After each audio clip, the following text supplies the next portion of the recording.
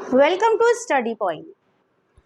आगे अपने चैप्टर को बेटे कंटिन्यू कर रहे हैं। हमने अपनी लास्ट 2 क्लासेस में इंट्रोडक्शन ऑफ अकाउंटिंग के फंक्शंस, अकाउंटिंग की इंफॉर्मेशन, ठीक है, उसके रोल्स, लिमिटेशन, एडवांटेजेस, प्रोसेस वगैरह देखा था।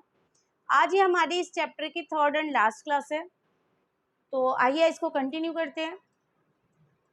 सबसे पहले आते हैं बेटे हमारे इसमें difference between book keeping, accounting and accountancy. तो these are 3 terms which are look like similar but there is much more differences between these 3 terms. ठीक है, बात करते हैं बुक कीपिंग की। Book keeping is a art of recording business dealings in a set of books. ठीक है, कि business dealings की जो भी हमारी ट्रांजेक्शन्स हैं बिजनेस को डील करने से रिलेटेड, उन सब को एक सेट ऑफ बुक्स में रिकॉर्ड करना, उस आर्ट को हम क्या बोलते हैं? Book keeping. अब आपका क्वेश्चन यहाँ होना चाहिए कि अकाउंटिंग भी यही काम करता है? अकाउंटिंग भी तो सेट ऑफ बुक्स में बिजनेस ट्रांजेक्शन्स को रिकॉर्ड कर रहा है। ठीक है, yes you are right, but there is difference between these two terms. इसको ज्यादा डिफाइन करने के लिए हमने अपनी लास्ट क्लास में किया था प्रोसेस ऑफ अकाउंटिंग, मैं उसको यहाँ कंटिन्यू करती हूँ। ठीक है, हमने प्रोसेस में क्या किया था, क्या थी हमारी अकाउंटिंग प्रोसेस, कि सबसे पहले we record the financial transactions and events.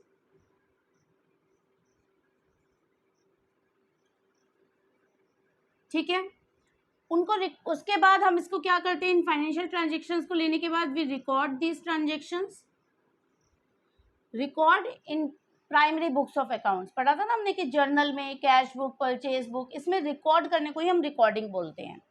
Recording के बाद हम क्या करते हैं? क्लासीफाइंग करते हैं।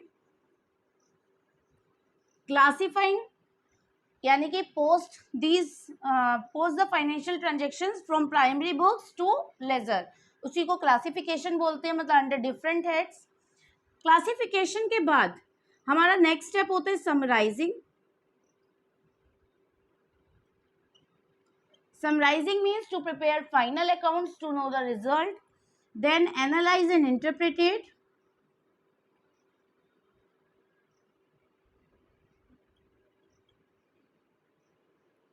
ठीक है, और after that communicate to the users. ये हम पहले से पढ़ चुके हैं। अब इसका यहाँ बुक कीपिंग में क्या रोल है? बहुत बड़ा रोल है। रोल क्या है कि फाइनेंशियल ट्रांजेक्शन्स को लेना, डाटा को कलेक्ट करना in terms of money, then record them in primary books of accounts and then classify under the different heads, यानी कि post them into the ledger. These 3 steps are called book keeping. आप बोले book keeping का क्या functional area है, वो क्या काम कर रहा है? तो book keeping is a art of recording business dealings in a set of books. Set of books means data को कलेक्ट करने से लेकर उसको लेजर पोस्टिंग तक के सारे काम बुक कीपिंग के अंदर आते हैं। ठीक है, आई होप अब बुक कीपिंग समझ आया होगा आपको। उसके बाद डाटा को समराइज करने से लेकर और उससे इंफॉर्मेशन एनालाइज करके, उससे रिजल्ट फाइंड आउट करके उसको यूजर्स तक कम्युनिकेट करना इज कॉल्ड अकाउंटिंग। ठीक है, उसको हम क्या बोलते हैं? अकाउंटिंग। क्लियर है आपको? इसीलिए बोलते हैं कि book keeping is narrow term, ठीक है, and accounting is a broad term. Book keeping is a part of accounting, क्योंकि accounting starts where book keeping ends. जहां बुक कीपिंग खत्म हो रही है उसके बाद से हमारा अकाउंट स्टार्ट हो जाता है, accounting. This is called accounting. तो accounting is a broad term, book keeping is a part of accounting. ध्यान रखिएगा बेटा ये पॉइंट जो मैं आपको बोल रही हूँ। दोबारा रिपीट करती हूँ कि book keeping starts from recording of financial transaction and data, record them in the books of primary books of account and then classifying them. And where bookkeeping ends, accounting is starts. The main form of accounting and the main function of accounting is to summarize the information, ठीक है, then analyze and interpret it and then communicate to the users. I hope ये दोनों definition आपको समझ आई होंगी कि book keeping क्या है और अकाउंटिंग क्या है। ठीक है, अब बात करते हैं व्हाट इज अकाउंटेंसी। अकाउंटेंसी बेटे क्या है? आपकी थ्योरेटिकल नॉलेज है, नॉलेज ऑफ अकाउंटिंग, कि भाई हमें अकाउंट्स कैसे प्रिपेयर करने हैं, क्या रूल्स फॉलो करने चाहिए, उसको हम थ्योरेटिकल नॉलेज को जो हमें बताता है कि भाई इस प्रोसेस में काम करो, ये मेथड्स होंगे इसके, ठीक है, उसको हम बोलते हैं accountancy. This is the theoretical knowledge. मान लीजिए आप मैनेजर बनना चाहते हैं, तो क्या आप ऐसे ही उठेंगे और मैनेजर बन जाएंगे? नहीं, आप पहले एमबीए की डिग्री लेंगे। तो एमबीए की जो डिग्री है वो थ्योरेटिकल नॉलेज है, पर कोई भी पर्सन एमबीए करके क्या केवल मैनेजर बन जाएगा? नहीं, उसको पहले प्रैक्टिकल नॉलेज लेनी पड़ेगी, और मैनेजर बन के आप उसी थ्योरेटिकल नॉलेज को क्या करेंगे? प्रैक्टिकल में कन्वर्ट करेंगे। तो इसी तरह से अकाउंटेंसी भी एक थ्योरेटिकल नॉलेज है, और इस नॉलेज को जब हम प्रैक्टिकली एप्लीकेबल करते हैं, प्रैक्टिकली अप्लाई करते हैं, तो दैट इज कॉल्ड अकाउंटिंग, ठीक है। और book keeping is a part of accounting. दोनों का काम रिकॉर्ड्स को मेंटेन करना है, बट ये एक लिमिट तक काम करता है, और जहां बुक कीपिंग एंड्स होता है वहां से हमारा अकाउंटिंग स्टार्ट हो जाता है। और ये काम किस तरह से करने हैं ये हमें कौन बताता है? अकाउंटेंसी बताता है। नॉलेज कौन देता है इस चीज की? अकाउंटेंसी देता है, ठीक है। इसीलिए आपकी जो बुक का नाम है वो क्या है? अकाउंटेंसी है, क्योंकि आप थ्योरेटिकल नॉलेज ले रहे हैं, अभी आप उसको प्रैक्टिकली अप्लाई नहीं कर रहे हैं, ठीक। तो ये क्या पढ़ रहे हो आप? अकाउंटेंसी। कभी भी आप सब्जेक्ट्स लिखते हो तो सब्जेक्ट में अकाउंट्स नहीं लिखते हैं, हम अकाउंटेंसी लिखते हैं, ठीक है। बुक का नाम क्या? अकाउंटेंसी। आई होप ये बात समझ आई होगी क्यों है इसका नाम अकाउंटेंसी। चलिए आगे चलते हैं। इसके बाद हमारा नेक्स्ट टॉपिक आता है यूजर्स ऑफ अकाउंटिंग इन्फॉर्मेशन। इस पे क्वेश्चन आ जाता है, ठीक है। आपके अब ऑब्जेक्टिव टाइप क्वेश्चन ज़्यादा आते हैं, जैसा कि आप सबको पता होगा। तो उन ऑब्जेक्टिव टाइप क्वेश्चन में कई बार आ जाता है, या ये 3 मार्क्स तक का क्वेश्चन भी आया हुआ है कि यूजर्स ऑफ अकाउंटिंग इन्फॉर्मेशन के ऊपर आपको कुछ यूजर्स दे देंगे, पूछा जाएगा इंटरनल यूजर है या एक्सटर्नल यूजर है, डिफाइन करो। या आपको बोल सकते हैं कि एक्सप्लेन या नेम 3 या 4 इंटरनल यूजर्स या external users of accounting information. तो इसलिए आपको जानना जरूरी है। तो there are some important users. तो users can be divided in 2 forms, internal users and external users. Internal मतलब जो बिजनेस फर्म के अंदर के लोग हैं वो इंटरनल कहलाएंगे, और जिनके साथ जो बाहर की डीलिंग कर रहे हैं, बाहर जिन लोगों के साथ हम डीलिंग कर रहे हैं एक बिजनेस, उसको हम एक्सटर्नल यूजर्स बोलेंगे, ठीक है। तो इंटरनल यूजर्स में आपके कौन कौन आ जाते हैं? ओनर्स। ओनर्स आप सबको पता ही है, जो बिजनेस स्टार्ट कर रहे हैं उसको पता होना चाहिए कि भाई उसका जो बिजनेस है उससे उसको प्रॉफिट हो रहा है, लॉस हो रहा है, उसकी फाइनेंशियल पोजीशन कैसी है। तो ओनर एक इंटरनल यूजर्स है, इसी हिसाब से ये पॉलिसीज वगैरह डिजाइन करते हैं, डिसाइड करते हैं अपनी फर्म के लिए। उसके बाद मैनेजमेंट। मैनेजमेंट का हम हर बार पॉइंट पढ़ चुके हैं, रोल में, फंक्शंस में, है ना। कि मैनेजमेंट को असिस्ट करती है अकाउंटिंग इन्फॉर्मेशन। मैनेजमेंट फर्म के अंदर ही होते हैं, these that's why they are internal users of the firm. इनको अकाउंटिंग इन्फॉर्मेशन की क्यों जरूरत होती है? To maintain, to making policies for the firm, ठीक है। फर्म के लिए प्लानिंग करने के लिए, पॉलिसीज बनाने के लिए management needs accounting information. Then employees and workers, कि भाई हमें फर्म की फाइनेंशियल पोजीशन एम्प्लॉयज क्यों जानेंगे?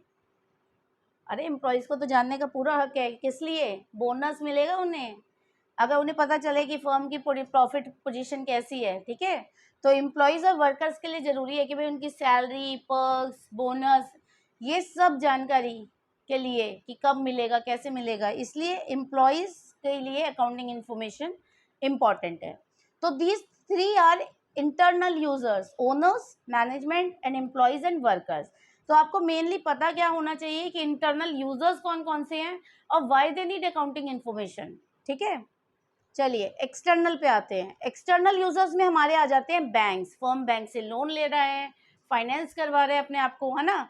तो बैंक्स के लिए जरूरी है कि बैंक फाइनेंशियल पोजीशन देख के ही लोन देते हैं। अगर कोई पर्सन कोई काम ना करता हो तो बैंक उसको लोन नहीं देगा, पता होनी चाहिए आपको ये बात, ठीक है। क्योंकि उसके लोन को पे बैक कहाँ से करेंगे वो। तो इसलिए financial positions are important for banks to finance the business. Then government को अपनी नेशनल इनकम या जीडीपी कैलकुलेट करने के लिए बिजनेस फर्म्स के बारे में जानकारी जरूरी है। उसके अलावा टैक्स लायबिलिटीज को वो पे कर रहे हैं, नहीं कर रहे हैं, इस वजह से गवर्नमेंट के लिए फाइनेंशियल इंफॉर्मेशन रिक्वायर्ड होती है। Then investors and potential investor. Investor तो हुए जिन्होंने ऑलरेडी बिजनेस में इन्वेस्ट किया हुआ है, तो उनको देखना पड़ता है कि भाई मैंने बिजनेस में इन्वेस्ट किया है, मुझे इससे कुछ रिटर्न्स मिलेंगे या नहीं मिलेंगे।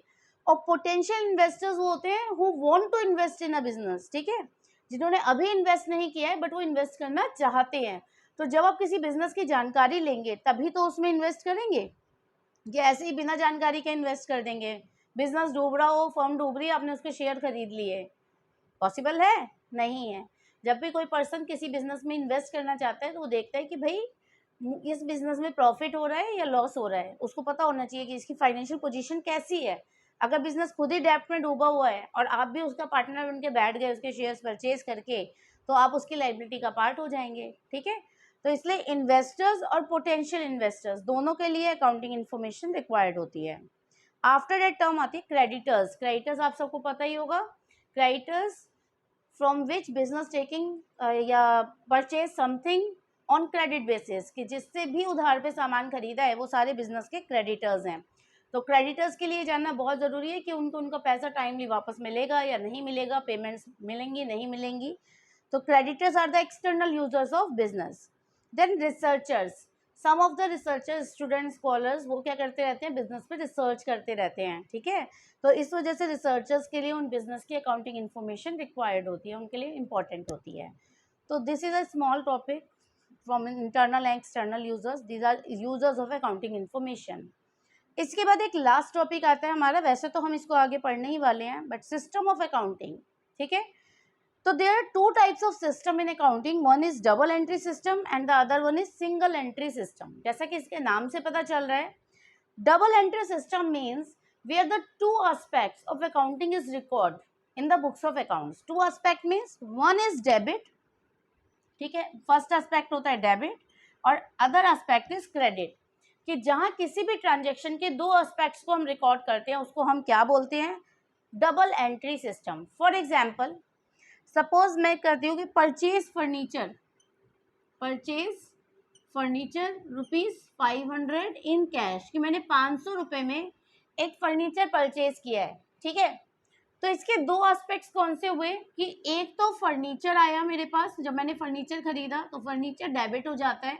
अभी ये सब चीज़ें आपने नहीं पढ़ी हैं तो हम आगे कंटिन्यू करेंगे इसको नेक्स्ट चैप्टर में, बट फिलहाल के लिए कि फर्नीचर डेबिट हो गया बिकॉज फर्नीचर मैंने रिसीव किया, जब परचेज किया तो मेरे पास फर्नीचर आया और इसके लिए मैंने कैश की पेमेंट करी, तो कैश जो टर्म हो गई वो क्रेडिट हो गई, ठीक है।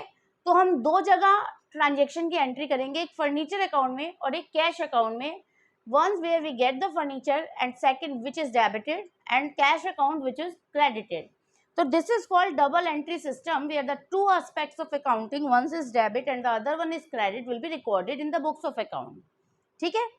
दूसरा होता है सिंगल एंट्री सिस्टम, इसको कंप्लीट अकाउंटिंग रिकॉर्ड बोलते हैं। ये पूरा साइंटिफिक है, इससे हम सही से प्रॉफिट या लॉस बिजनेस का आसानी से कैलकुलेट कर सकते हैं।